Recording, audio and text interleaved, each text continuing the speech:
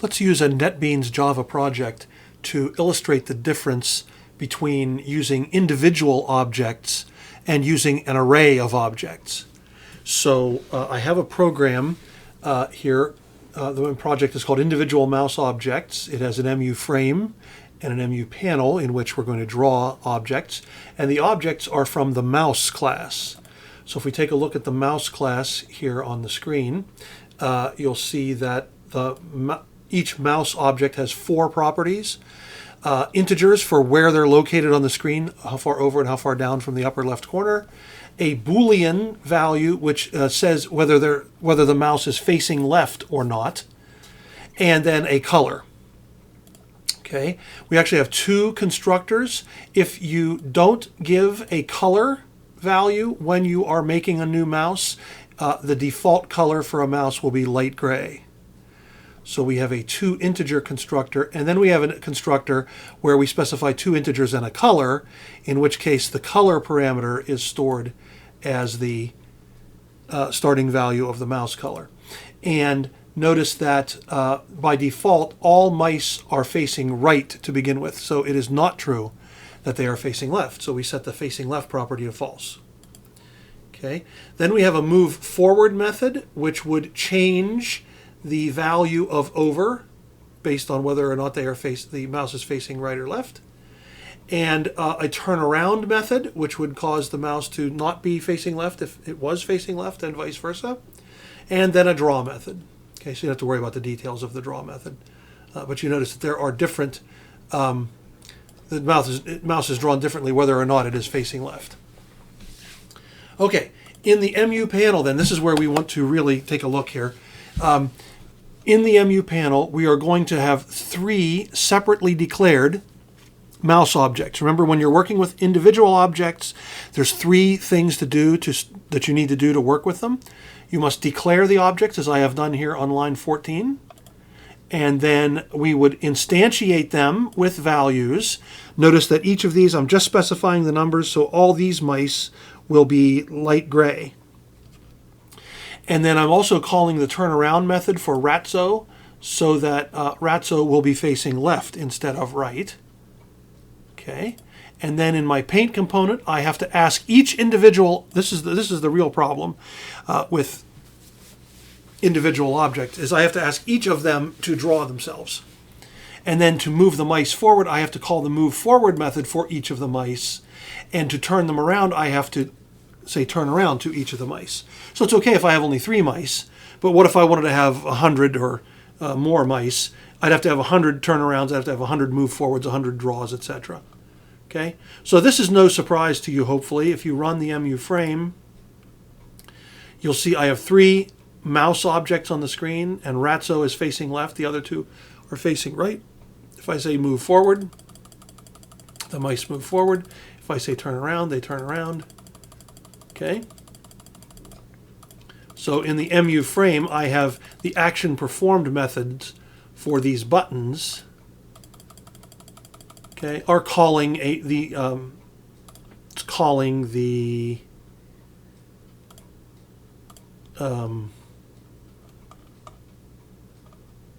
move mice forward or turn mice around method of MU panel. In fact, why don't we look at that?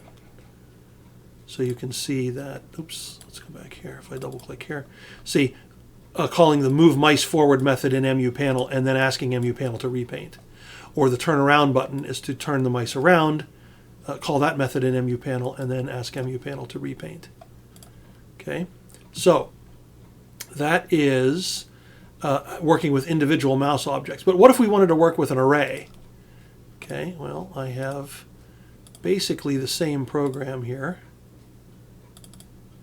So if we look at the MU panel, the mouse class is the same. Okay, and I still have Mickey, Minnie, and Ratzo. So I think right now, if I run this, I don't know if I have any errors. No, I think all I have is Minnie, Mickey, and Ratzo, and there they are. So it starts out the same way. But now let's say I wanted to add an array of mouse objects. Okay, so how could I do that? Well, as you recall from the video, there are 4 steps that we need to take to work with an array. So the first thing we have to do is declare the array of mouse objects.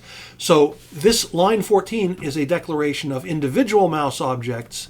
To declare an array of mouse objects, it would be private mouse with empty square brackets after it.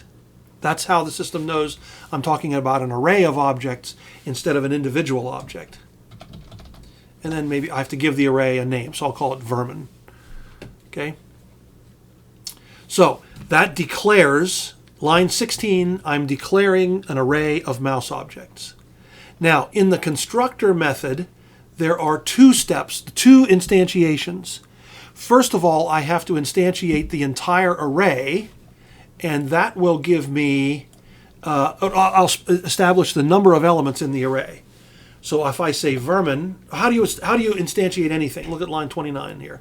Okay, it's the name of the object equals new, and then the class it comes from. So if I want to instantiate the array, I say the name of the array equals new mouse, and then I use square brackets. And in this line, inside the square brackets, I need to give the number of elements that are in the array. So I'll say 6. Okay. So that's the second step. I instantiate the array, specifying how many elements I have. Next, I need to instantiate each individual element of the array. And remember, when we have an array of 6 mouse objects, they're in an array called vermin. The 6 objects are called vermin sub 0, vermin sub 1, vermin sub 2. I'm using sub to indicate the square brackets. Vermin sub 3, vermin sub 4, and vermin sub 5. The last index number is 1 less than the size of the array. Okay, so what I would do here is I would say vermin 0 equals a new mouse. But instead of using square brackets, I'm going to use parentheses, and that will allow me to specify the values that are going to be passed into the constructor for a single mouse object, which is going to be stored in position 0 of the vermin array. So I don't know, let me say 50, 100, and let's say color.pink, pink mouse. Okay, now I'm going to copy and paste this and change this so that each slot in the array is a different mouse. And so I could say this one will be 100, 100, and we'll have a green mouse. Okay, and then maybe a red mouse at location 150, 150, and then maybe at 250 I'll have a I don't know, yellow mouse, and then maybe a blue mouse, no, cyan mouse at 400, 200, and at 500, 200 I will have a, I don't know what. Oh, just pick a color. Let's make it orange. Okay. So, if you want specific positions and specific colors for each different object in the array, then you have to instantiate each element of the array individually, as I have done here. I'm going to show you techniques later on for doing this with a loop. Okay, so now I have 6 mice. So now let me go down here quickly. I'm going to go down to the paint component method where I'm drawing the other things. This is where the arrays really pay off, is that I don't have to say, if I have 6 mice, I don't have to say vermin 0 draw, vermin 1 draw, vermin 2 draw. I can use a loop. So the loop is going to be this, equals, let's call it index 0, index strictly less than the length of the array, and index plus plus. So whatever you call this variable, index or x or I or Fred, you use the same for loop heading. And then what I'm going to do is inside the body of the loop, I specify the name of the array, and then in brackets, I'm going to say, I'm going to use the control variable for the loop, the value that's being tested, or the thing that's changing from 0 to 1 to 2, etc., etc. And then I'm going to say, for that object, I want to call the draw method. So for every number from 0 up to, but not including the length of the array, draw the object in the index position of the vermin array. Okay, and now if I run this, it should run. And notice that I have several mice. I got to space these guys out. But the pink and the green, the red and the yellow, the cyan and the orange are those are the mice that are in my array, or the mouse objects in my array. Now, why don't they move? And why don't they turn around? Well, I didn't ask them to do that when these buttons were clicked. Okay, so first of all, let me move that green one a little bit. He's kind of up too close to his buddy there. So I'll go up here and say, make that, I don't know, 150. Okay, and then we'll go down here, back down to the draw. So the reason that they show up is because I use this loop in the paint component method to ask them to draw themselves. Okay, if I want the mice to move forward when that button is clicked, I can copy this loop and paste it in. And the same loop heading, I want to do that for all mouse objects, but instead of asking them to draw themselves here, I'm going to say move forward. Oh, let's say 3 steps. Let's say 1 step. They move slower than the other mice. Okay. Now, if I run this, they move forward. And they still don't turn around, though. Okay, to make them turn around. I don't know why that's there. I guess I could kill this guy. Now, what I can do here is I can take this same loop, copy, and then paste, or you could use the keyboard shortcuts.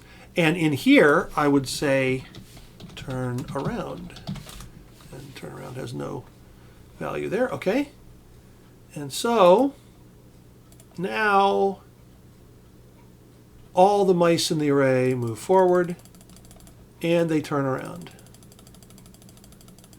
They can even go off the screen. But then when they turn around, they come back. Okay, isn't that cool? Okay, so then I could increase the number of elements in my array. And if I do that, I need 3 more of these guys in position 6, 7, and 8, and different values.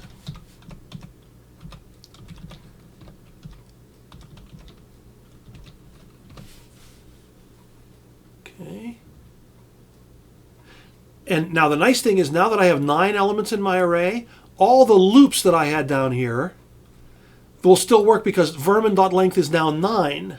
So this will now draw 9 mouse objects.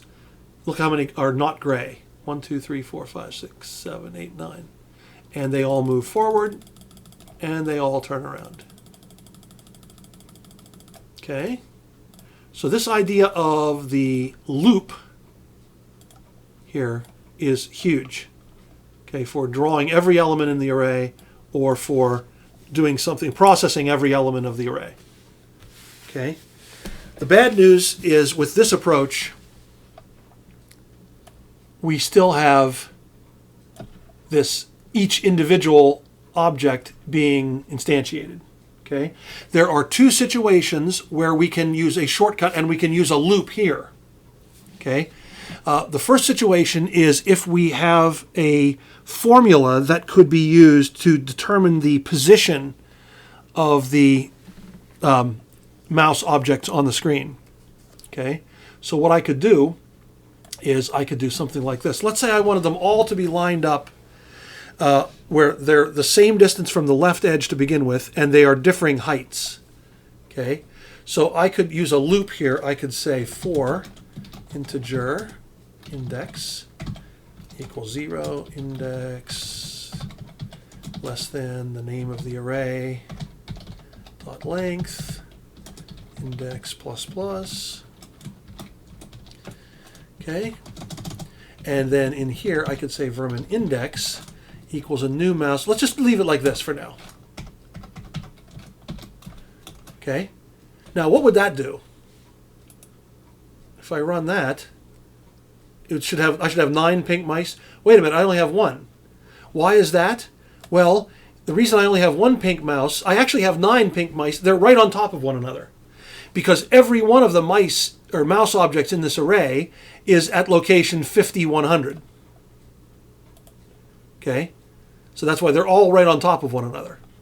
So, but if I would do, instead of this height being 100, if I had a calculation that was based on the value of index.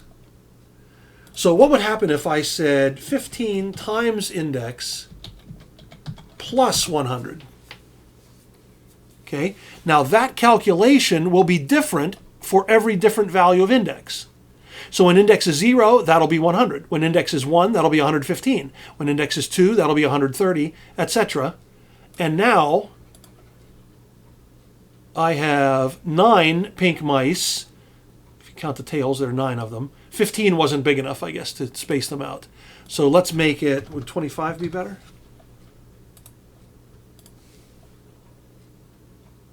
Okay, and there they are. And now they move forward in a menacing kind of alignment there, and they turn around and they move back that way. Okay. So, and now if I had, instead of 9 mice objects, if I had 30 mouse objects, I should say, 30 elements in my array. Ta-dum! And actually some of them are down below the screen there, but they all move forward, they turn around together. Okay. What if I didn't want them all in a straight line, but what about a diagonal line? Well, maybe I could say something like this. I could say, I don't know, 15 times index plus 10. And then maybe I'll start them up a little higher, so plus 10 there. And now I have, see, both the over and the down are dependent upon the index. And the later ones in the array are farther over and farther down from the upper left corner.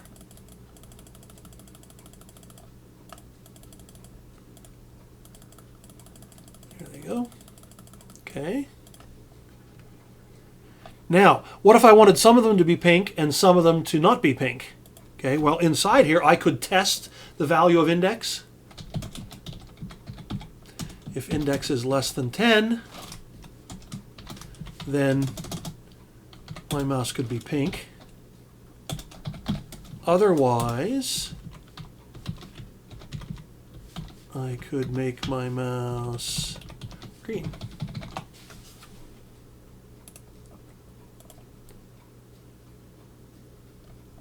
So the first 10 are pink, and then the rest of them are green.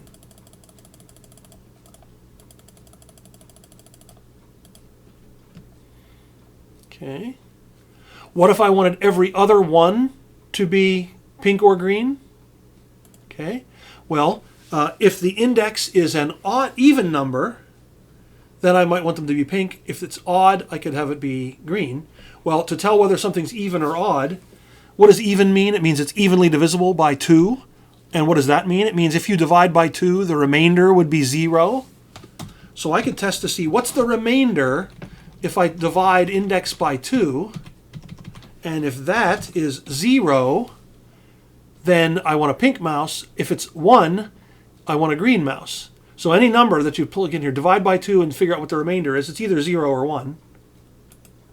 And so every other mouse is pink and every odd one is green. Okay? So that's one way to use a loop to instantiate the elements of the array, as if you have a formula where you can have things in a kind of a regular arrangement. The other approach would be to have, let me make this into a comment, to use randomness to define the value of the mice. And so I have pre-done a program here, which I will go over.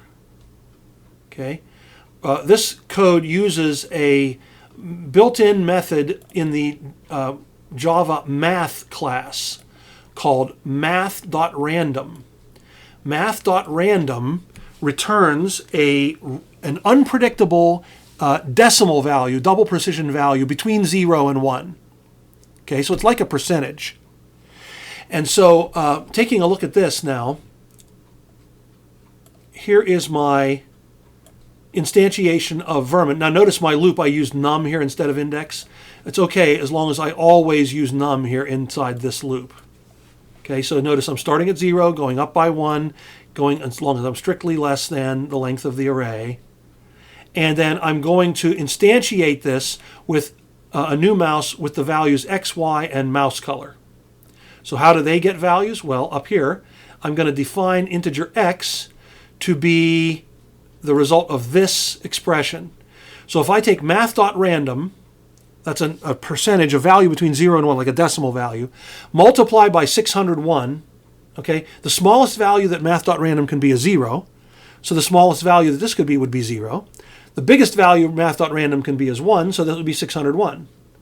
So this will give me an unpredictable value in the range from 0 to 601, and then the int here, in parentheses, removes any decimal part that would be part of after this calculation, and so I can store that in the integer x. Okay. Similarly for y, if I get a random integer from 0 to 551, I can do that with this statement. And now for mouse color, notice this. The value of percentage is math.random. And then, so if that PCT is less than or equal to 0.6, that'd be 60% of the time, we're going to have the mouse, which will be a darker version of cyan. Okay. Now, that leaves 40%. So if the percentage is less than or equal to 90%, that's greater than 60%, but less than or equal to 90%. So there's a 30% chance that it will be this colored green dot darker. And then otherwise, if you fail that, there's a 10% chance that it will be a darker pink. And so the mouse in position num of the array will have that randomly determined position and randomly determined mouse color. And then you can also use the math.random for like flipping a coin. So if the value returned by math.random is greater than 1/2, I'm going to turn around. So there's a 50% chance it'll be facing left and a 50% chance it'll be facing right. So if I run this program, I have 30 mice, and some of them are dark green, some are dark cyan, and a few are dark pink, and they all move forward. And some are facing left and some are facing right. And we can have them turn around and they come back into the middle. Okay. The really cool thing is, how many did I have to start with? 30? What if I had 70? Ooh, more random mice. Notice some are facing left and some are facing right. More of them are the cyan, fewer are green, and just a few are that dark pink. And notice that Mickey and Ratso are still there, the gray ones. Okay, one last change here. How about 200 mice? So you can see that these loops are very powerful. I can process a large number of objects with very small code fragments. Just a simple loop that asks each object in the array to do something. Move forward, turn around, move forward, draw itself. Okay?